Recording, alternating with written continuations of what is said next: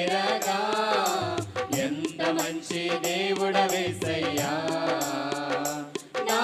చింతలన్నీ తీరేనయ్యా నిన్ను చేరగా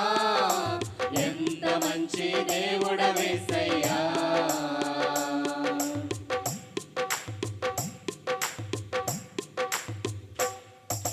ఘోర పాపినైనా నేను దూరంగా పారిపో